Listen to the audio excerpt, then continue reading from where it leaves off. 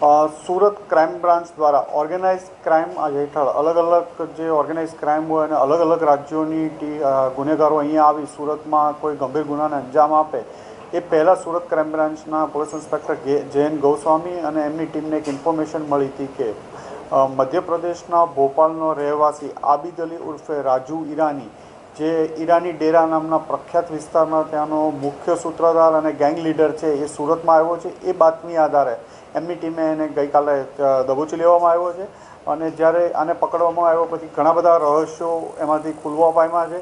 રાજુ ઈરાની ઉર્ફે રહેમાન ડકેતના નામથી પણ ત્યાં ભોપાલમાં પ્રખ્યાત છે અને અસંખ્ય ગુનાઓ આચર્યા. 2013-14થી ત્યાં 13-14 વર્ષથી એ ઈરાની ડેરા અમનનગર સોસાયટી છે ત્યાં રહે છે અને અલગ અલગ 6 ગેંગનો મુખ્ય સૂત્રધાર ગેંગ લીડર છે એ અને એનો ભાઈ જાકીર અલી એક વૈભવી જીવન જીવવાવાળા છે. ખૂબ પૈસા ટકે સુખી માણસ છે.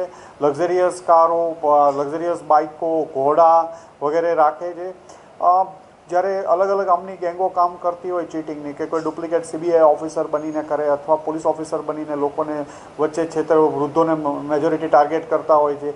એ સિવાય જમીનો ખાલી કરાવવાનું, વેપન સાથે પકડાવવાનું, પછી એ ઉપરાંત ધાર્મિક બાવા સાધુ બનીને એમની પાસેથી વેશ ધારણ કરી લોકોના ઘરેણાં લૂંટી લેવા, મોબાઈલ લૂંટી લેવા, આવા અલગ અલગ એમો હેઠળ આમની અલગ અલગ ગેંગો અલગ અલગ રાજ્યોમાં કામ કરે છે.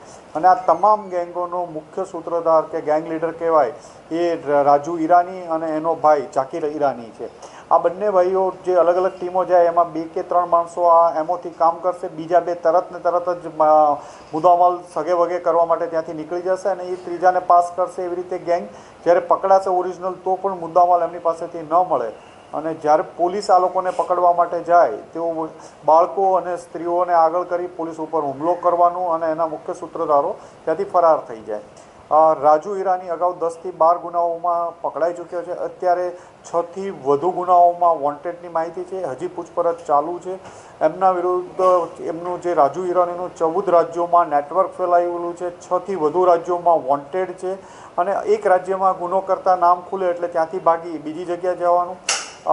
ડિસેમ્બરના લાસ્ટ વીકમાં ભોપાલ પોલીસ દ્વારા 150થી વધુ પોલીસ દ્વારા કોમ્બિંગ કરવામાં આવ્યું. ત્યાં 34થી વધુ પુરુષો, 10થી વધુ મહિલાઓને પકડવામાં આવ્યા. ત્યારે પણ રાજુ ઈરાની ત્યાંથી છટકી જવામાં સફળ થયો હતો.